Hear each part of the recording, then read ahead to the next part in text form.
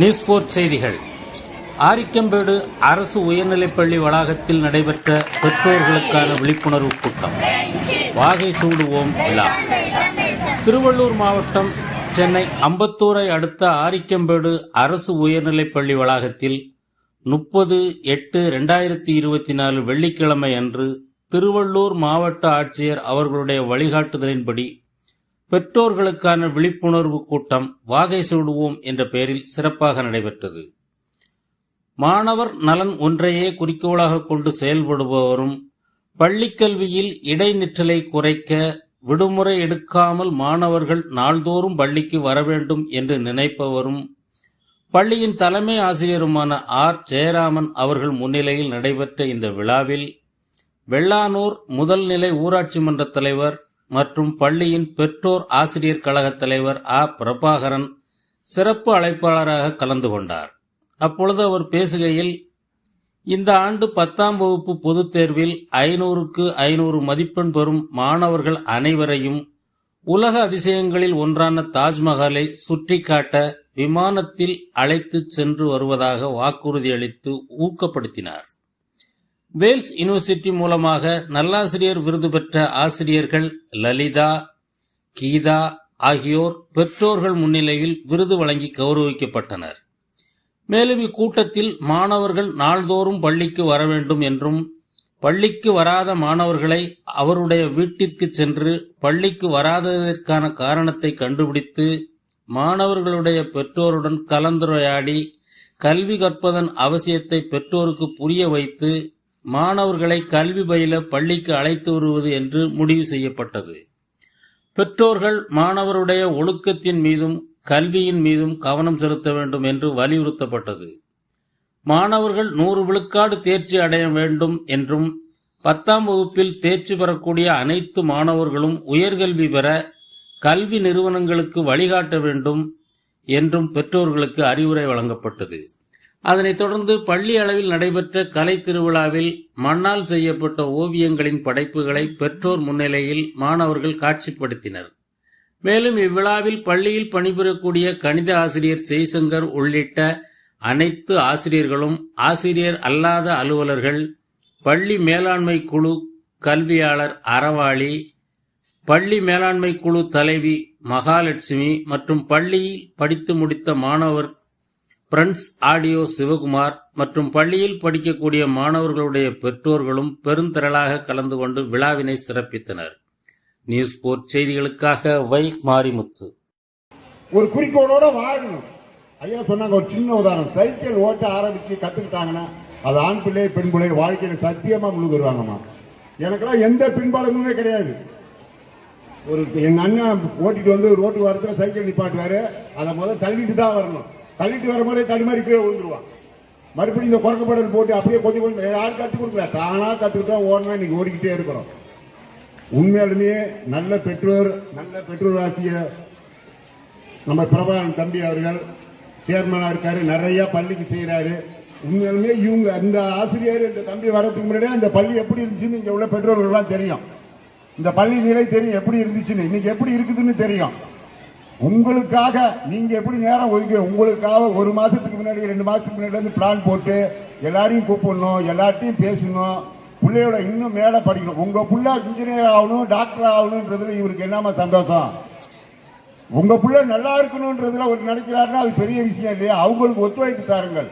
உங்க பிள்ளைய காலைல 5:30 மணிக்கு எழுப்பி விடுங்க. காலையில சூரியன் உதயத்துக்கு முன்னாடி உங்க வீட்டுக்காரர் எழுதுக்காரோ இல்லையா அதை விட்டு தொலைங்க. அதுக்கு என்ன படி அவங்களுக்கு அவங்களுக்கு வந்தது என்ன, அதெல்லாம் நீங்க யாரும் கோச்சிக்காதீங்க.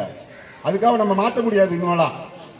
அதனால ரைட், இப்ப நம்ம பிள்ளையோட அது பெண் பிள்ளையா இருக்கட்டும் ஆண் பிள்ளையா இருக்கட்டும், அந்த பிள்ளைய காலைல எழுப்பிடுங்க. ஒரு நாள் கஷ்டப்படமா தான் இருக்கும், 2-3 நாள் ட்ரை பண்ணி கொஞ்சம் கொஞ்சமா எழுப்புங்க.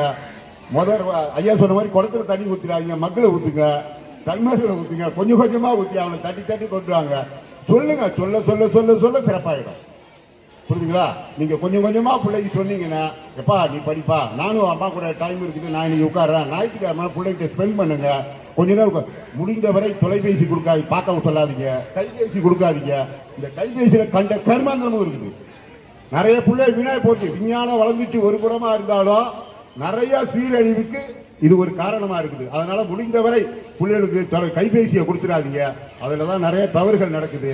டிவி நீங்க பாக்குறீங்களா? எல்லாரும் உட்கார்ந்து பார்க்கக்கூடிய நிகழ்ச்சியா பாருங்க.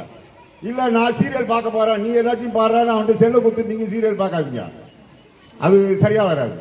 எல்லாரும் பார்க்கணும். உங்க வீட்டுக்காரர் பார்க்கணும், நீங்க பார்க்கணும், குழந்தை பார்க்கணும். நீங்க வாரீங்கன்னா உங்க பையன் போன டக்குன்னு ஆஃப் பண்ணுவான். ஏன் ஆஃப் பண்றான்? என்ன பண்ண இது வரைக்கும்? என்ன பார்த்தீங்கன்னா அவனை பிடிச்சி கேட்கணும். என்ன பார்த்துட்டு இருந்தா, என்ன பண்ண நீ இதுல, ஏன் நீ செல்ல எடுத்த, எல்லாம் கேட்கணும். கண்டிஷன் பண்ணி கடுமையாக கொஞ்சம் நடந்தீங்களானால் உங்கள் பிள்ளை நிச்சயமாக ஒரு ஆலமரம் போல் வளர்ந்திருக்கும். அதற்கு நிறைய பேர் பலன் பெறுவார்கள்.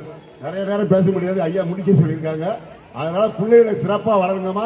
பிள்ளைகள் தான் உங்களுக்கு வாழ்க்கை என்று நினைத்து செய்யுங்கள். உங்களுக்காக பள்ளியும் நிறைய செய்ய காத்திருக்கிறது. முடிந்தவரை என்னாலும் இந்த பிள்ளைகளுக்கு பள்ளிக்கு செய்ய காத்திருக்கிறேன் என்று சொல்லி வாய்ப்புக்கு நன்றி கூறி விடைபெறுகிறேன். நன்றி, வணக்கம். வாகை சூடுவோம் நிகழ்ச்சிக்கு வருகை தந்திருக்கும் என் ஊராட்சி சொந்தங்களுக்கு மாலை வணக்கத்தை தெரிவித்துக் கொள்கிறேன்.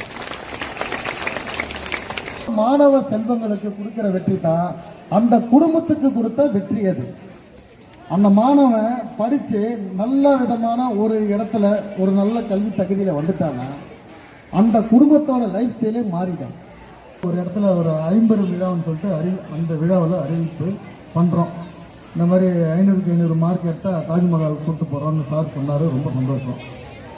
நான் அதோட இல்லை, எல்லா பிள்ளைங்களும் எடுக்கணும்னு சொல்லிட்டு கூப்பிட்டு வச்சு எல்லா பிள்ளைங்களுக்கும் தகவல் சொன்னோம்.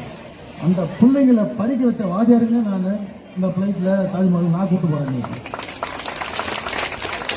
ஏன்னா அதுக்கு காரணமே வாத்தியாருங்க தான். எல்லாருமே ஹஸ்பண்ட் ஒய்ஃபோட கூப்பிட்டு போறேன், சும்மா தனியா இல்லை.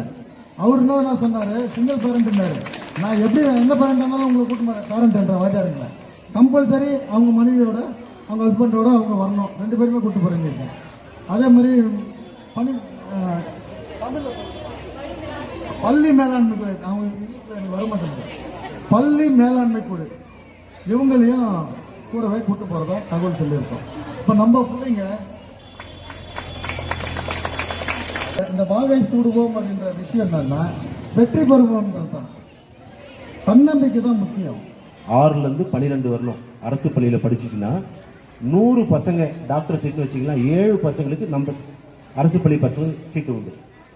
நீட் எழுதி வெளியே உள்ள பசங்க, மெட்ரிகுலேஷன் உள்ள பசங்க வந்து 720க்கு 720 எடுக்கணும். நம்ம பசங்க ஒரு 340 300 எடுத்தா போதும். ஒரு 2-3 வருஷத்துக்கு முன்னாடி 130 மார்க் எடுத்த என்னுடைய ஸ்டூடெண்ட் எத்தனை பேர் ராஜீவ்காந்தியில படிச்சுக்கிறான். 130 மார்க் தான்.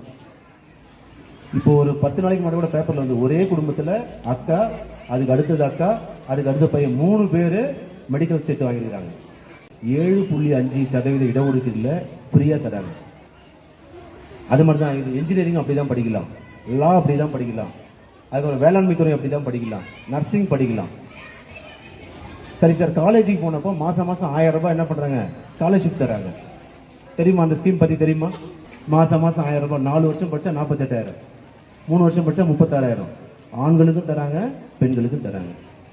இவ்வளவும் செய்து அரசாங்கம் எப்படியாச்சும் நம்முடைய மாணவர்களை முன்னேற்றணும் அப்படின்னு பாக்குறாங்க. தலைமை ஆசிரியரும் பாக்குறாரு. ஆசிரியர்கள் ரொம்ப கஷ்டப்பட்டு சிரமப்பட்டு சொல்லி தராங்க. நான் என்ன சொல்லலாம் கேட்கறாங்க. 8 மணிக்கு ஸ்பெஷல் கிளாஸ் வாங்கினாலும் வராங்க, 7 மணி வரை எடுக்கணும்னாலும் எடுக்கிறாங்க. ஒவ்வொருத்தையும் கேர் பண்ணி பார்த்துக்கிறாங்க. 6வது 7வது 8வது இது மாதிரி பசங்க, உங்க குழந்தைகளை நீங்க கொஞ்சம் தயவு செய்து கண்காணிங்க. ஒரு 10 சவரம் நகை வச்சிருக்கிறோம், நம்ம வீட்டில் வச்சிருக்கிறோம், தூக்கி ரோட்ல போட்டு போயிடுவோம். யாராச்சும் ஒருத்தர் சொல்லுங்கம்மா, எவ்வளவு பத்திரமா பீரோ, அதுக்குள்ள ஒரு லாக்கரு, அதுக்குள்ள சைட்ல ஒரு லாக்கர் வச்சு பண்றோம்ல. எங்கன்னா ஊருக்கு போனா திருடு போக எவ்வளவு பாத்துக்கிறோம். உங்க குழந்தை வந்து 1000 சவரம் நகை ஒர்த்து எவ்வளோ, அது உங்களுக்கு புரிய மாட்டேங்குது. இங்க இருந்து அடுத்த 10 ஆண்டுகள்ல நம்ம பள்ளியிலிருந்து 100 குழந்தைங்க அரசாங்க படிக்க வரணும். அது ஐஏஎஸ்ஓ, அது டாக்டரோ, அது என்ஜினியரோ முடிச்சு அரசாங்க பள்ளிக்கு வரணும். அதுக்கு உண்டான எல்லா முயற்சியும் நாங்க செய்யறோம். நீங்க செய்வீங்களா அப்படின்னு சொல்லிட்டு கொஞ்சம் மனசாட்சியில கொஞ்சம் கையை வச்சு பேசிட்டு இங்க சொன்ன அத்தனை விஷயமும் என்ன பண்ணோம் கேட்டுட்டு, உங்க பையன் படிச்சா சத்தியமா எனக்கு எந்த புண்ணியமும் கிடையாது. சாருக்கு என்ன, இங்க என்ன, எல்லாருக்கும் என்ன. உங்க பையன் படிச்சா உங்களுக்கு சுமை இல்லை, உங்க பொண்ணு படிச்சா உங்களுக்கு சுமை இல்லை. அவனுடைய குடும்பத்துக்கு நீங்க என்ன செய்றீங்க, அவன் பையன், அவன் பேரன் ஒரு ஜெனரேஷனை நீங்க காலேஜில் எடுத்து விட்டுட்டு அரசாங்க வேலையில விட்டீங்கன்னா அதுக்கப்புறம் அவன் பார்த்துப்பான். காலைதோறும் பள்ளி துவக்கம் அருமை, அரும்புகளை பார்க்கும்போது வறுமை, உடுத்தும் உடை தந்து உண்ணும் உணவு தந்து கர்ம வீரர் காமராஜர் நம்ம பள்ளி வந்திருக்கிறார், இனி கவலை ஒன்றும் இல்லை. நிஜமாவே என்ன பாராட்டணும் வாழ்த்தணும்னு சொல்லிட்டு உங்க அடிமனத்தில் நினைச்சீங்கன்னா முக்கா பண்ணிட்டு போடக்கூடாது, ஃபுட்பால் அடிக்கூடாது, முடி வெட்டிருக்கணும், எல்லா நாளும் ஸ்கூலுக்கு லீவு போடாமல் வரணும். நிஜமாவே அதான் எனக்கு பிடிக்கும். 500 மார்க் எடுக்கணும். அரசாங்க பணியில் 100 பேர் வரணும் அடுத்த 10 ஆண்டுகளில். இது செய்தாவே எனக்கு பெரிய பாராட்டு. மற்றெல்லாம் நன்றி மேடம், நன்றி மேடம். சொல்லுதல் யாருக்கும் எளியவாம், எளிய அறியவாம், சொல்லிய வண்ணம் செய்ய. ரொம்ப சிம்பிளான ஒரு சிறந்த திருக்குறள். இன்னைக்கு இருக்கிற இந்த 1 வருட 1.5 வருட சாரோட முயற்சியோடைய இதை நம்ம பார்த்துருக்கோம். அவருடைய உழைப்பிற்கு ஒரே வழி, நாங்கள் ஜெயிக்கணும்னா பெற்றோரோட ஒத்துழைப்பு, அவ்வளவுதான். இவ்வளவு நேரம் அவர் இவ்வளவு விஷயங்களை சொன்னது வேற எந்த இதுவும் கிடையாது. நீங்க கண்டிப்பா ஒத்துழைக்கணும். திரும்ப திரும்ப நாங்கள் அதான் கேட்கிறோம். எங்க குழந்தைகள் 100% எடுக்கணும்னா நாங்க 50% உழைக்க ரெடியா இருக்கோம். நீங்க 50% உங்களுடைய 100% உழைக்க ரெடியா இருக்கும். 50% எங்களோட பங்கு இருந்தா உங்களோட பங்கு 50% இருக்கு. அதனால பேரண்ட்ஸ் அனைவருக்கும் ரொம்ப நன்றி. எங்க தலைவருக்கு முதல் நன்றியை தெரிவித்துக் கொள்கிறோம். அறவாளி ஐயா அவர்களுக்கு நன்றியை தெரிவிக்கிறோம். வந்துள்ள அனைவருக்கும் எங்களுடைய முதல் நன்றியை தெரிவித்துக் கொள்கிறோம். மீண்டும் மீண்டும் சொல்ல ஆசைப்பட்டது ஒரே விஷயம் தான், ஒத்துழைப்பு கொடுங்கள், ஒத்துழைப்பு கொடுங்கள், ஒத்துழைப்பு கொடுங்கள். அவ்வளவு. நன்றி.